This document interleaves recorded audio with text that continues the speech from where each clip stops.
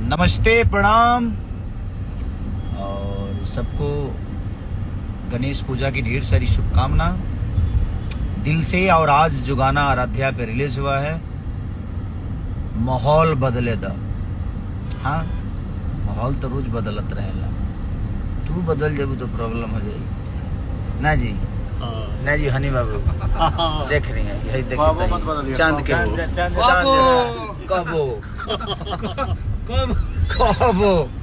कबो माहौल बदल सकता।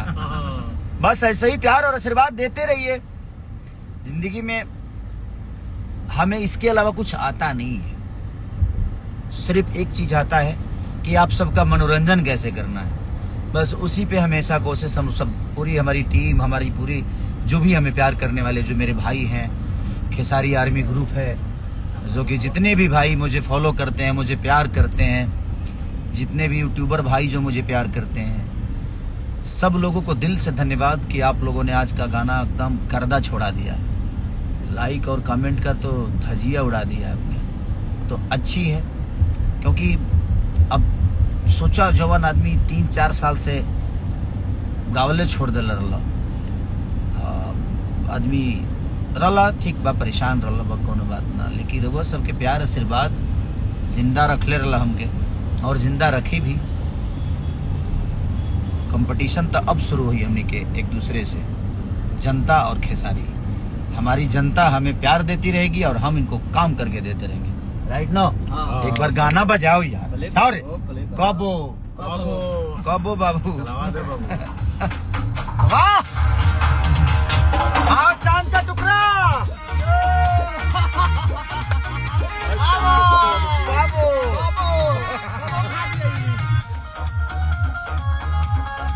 जतिये बरांड रे बाबू, जतिये बरांड, चुप रहो,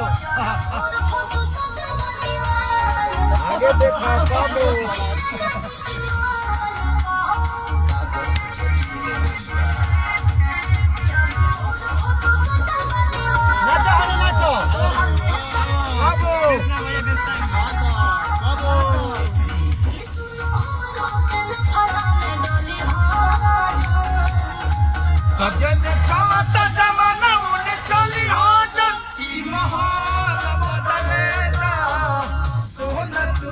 बदली जान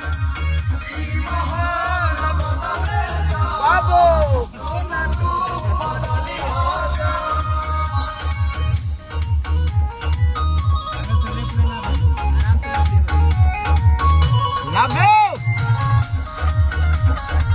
ऐसे ही प्यार आशीर्वाद देते रहिए आप लोग।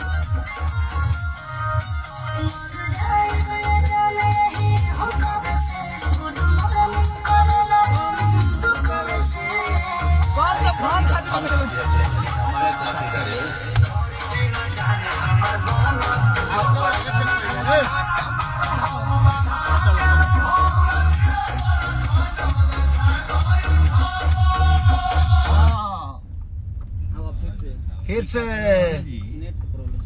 नेट का प्रॉब्लम है। कहाँ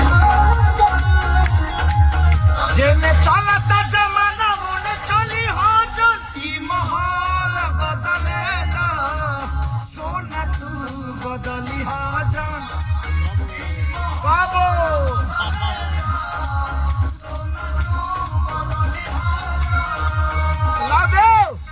ऐसे ही आराध्या फिल्म को प्यार आशीर्वाद और इस गाने को माहौल बदलेगा, माहौल के रोज बदलेला, आज बदली काल बदली, लेकिन आज जीना है आज बाबू।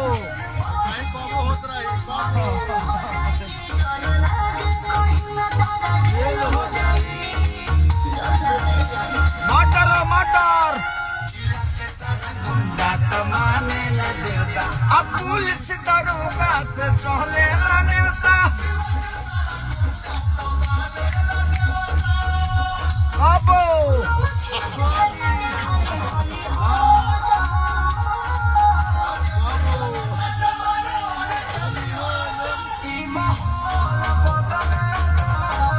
सोना तू बदली बाबू।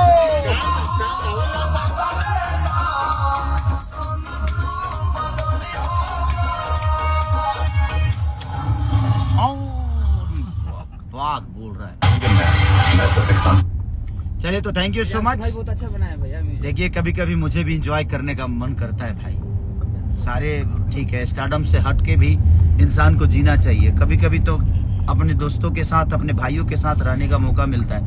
न तो हर दिन तो काम ही काम, काम ही काम, 24 घंटे काम, और लगातार पहले तो कर नहीं पा रहा था, रीजन समझ ही सकते थे। लेकिन अब हम सब भाई मिल के सबको बड़ा करना है, एक दूसरे को बड़ा करना है, एक दूसरे को जितना हो सके कोशिश करना है। अपनी भोजपुरी के लिए काम करें, अपने भाषा के लिए काम करें, और जो भी हो एकदम डंके के चोट पे हो, सब भाई मिलके। और एक ग्लोबल म्यूजिक जंक्शन से भी मेरा गाना रिलीज हुआ था, हल्का साउंड। ए राजा तू रही हो नीचे हम ऊपर, सुहाग रात सुपर मनी। बहुत प्यारा गाना, वो भी ट्रेंडिंग में गाना है। और मुझे लगता है कि 3 या 4 पे है, कल तो 3 पे था। तो ऐसे ही प्यार आशीर्वाद ग्लोबल म्यूजिक जंक्शन को भी देते रहिए, आराध्या को देते रहिए। और कमर डैमेज तो हो ही रहा है, बाप रे बाप, कमर डैमेज। अनंता से गाना मेरा टिकुलिया रिलीज हुआ है, जो कि टिंटुन बहुत प्यारा राइटर है। और हमारे सारे लोग जो लोग भी इसमें काम किए हैं, सबने बहुत बेहतर काम किया है। तो वैसे ही प्यार आशीर्वाद देते रहिए। हम ऐसे ही अब हर हफ्ते, हर 3 दिन पे रोल इनके को ब्लास्ट मिलत रही, कबो मिलत रही।